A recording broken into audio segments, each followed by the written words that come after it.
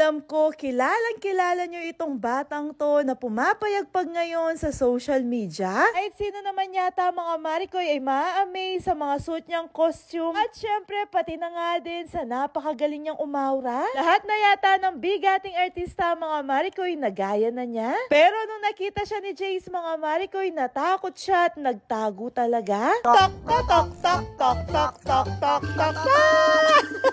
Noong isang araw nga pala, hindi ngayon mga Maricoy, pumunta nga pala kami sa Jessie Chong X Maricoy. Located nga pala ito sa Maydia Town, Clark. Pumunta kami dito para mamili ng mga damit na ipangre-regalo namin. Naimbitan kasi kami ni Mami Rochelle para sa 3rd birthday celebration ni Inday Eunice. At dahil sobrang gaganda ng mga dress dito, kaya naisipan ko dito na lang ako bibili ng ipangre-regalo ko sa kanya. Iba-iba ko nga yung mga kulay para magamit din ni Mami Rochelle kapag nagdi-DIY siya ng mga costume. Napakarami ko ang napili mga Maricoy na alam kong babagay kay Inday Eunice. Wait, kahapon nga pala, hindi ngayon. Ito na nga yung araw na birthday celebration ni Inday Eunice. Simple lang yung pinasuot ko kay Jace dahil tulad ng sabi ni Mami Rochelle dun sa invitation nila, it's not about the brand daw, it's about the art and style. So, ang meron lang kami ngayon, puro art-arty lang. Arty lang na may kasamang style na din syempre. Napakatagal nga maligo ni Daddy Tano, kaya nainip na nga itong si Jace, sinayan ko na muna siya manood. Pagkatapos maligo ni Daddy Tano, yan na nga, alis na kami. Ang sabi ko sa kanya, ipasuot niya yung tsinelas ni Jace. Pagkasuot naman ang tsinelas niya, kagad siyang lumabas at dumiretso nga dito sa may upuan, nagpapapicture siya sa akin. Nakakatuwa siya, pabalik-balik siya dito at pinipilit niya talaga ako na picturean ko siya. Kaya hindi na nga din ako nagpatumpik-tumpik pa, pinicturean ko na siya. Ayun lang nga,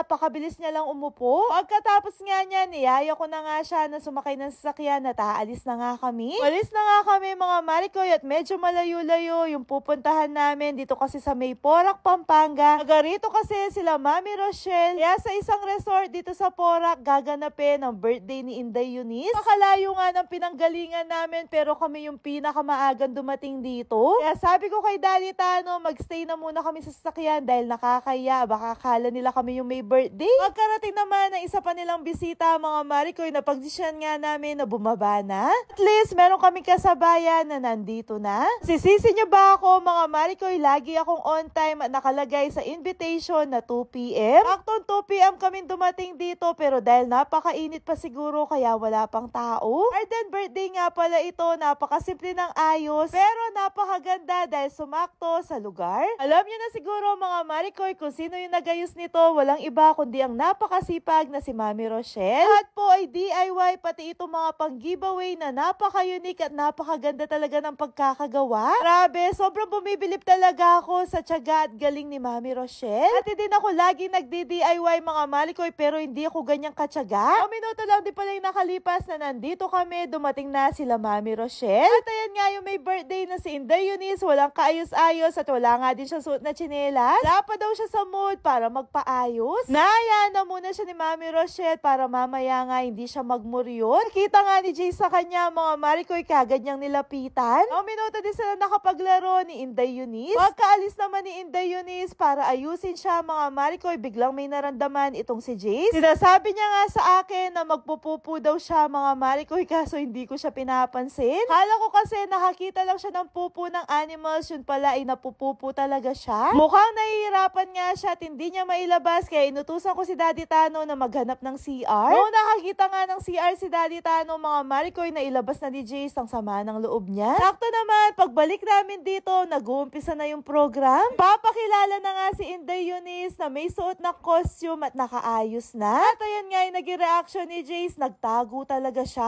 Akala ko kay Inday Eunice siya natakot, kay JJ pala siya natakot. Ito po lagi si Jace mga Maricoy kapag yung mga pinapanood niya, nakikita niya in reality. Parang na-overwhelm siya kaya natatakot siya. Pero ang kagandahan lang ngayon, hindi na tulad ng dati na nagwawala siya. Ngayon kapag natatakot siya mga Maricoy, nagtatago lang siya at sumusulyap pa rin kahit papano. Hindi naman ako na-inform na nasa Encantadia pala kami at naimbitan nga din pala si Buboy Kabulakboy para maging host. Pag may kainan mga Maricoy, lagi na lang kami nagkikita. Sinuhat nga pala ni Daddy Tano si Jace para makaupo siya dito. Nandito na lang kami sa side para hindi na matakot ng sobra si Jace. At pagka-announce na pwede na daw kumain, umalis kagad si Daddy Tano para ipagkuha niya kami kami ng makakain. At ayan nga yung mga handa para sa birthday ni Eunice. Syempre, lahat ng yan na hindi tinanggihan ni Daddy Tano, kaya yung plato namin punong-puno. At basta pagkain, mga Marikoy, nawawala talaga yung takot ni Jace. Wala na nga siyang pakialam kay JJ, mga Marikoy. Busy na siyang kumain. Kung sa kumakain siya ng kanin, kinakain niya nga din yung pansit na nandito.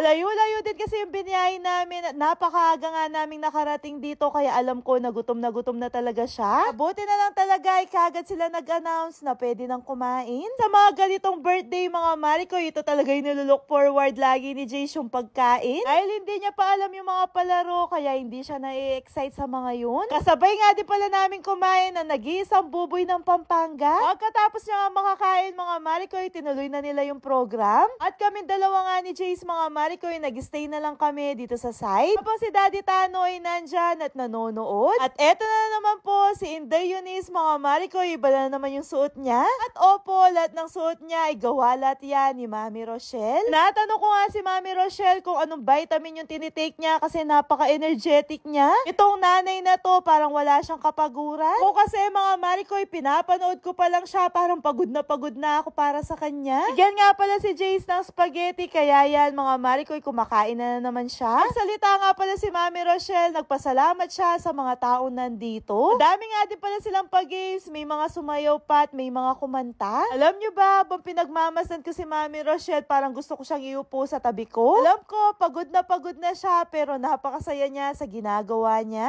Yung mga nanay talaga, lahat ay gagawin natin para sa mga anak natin.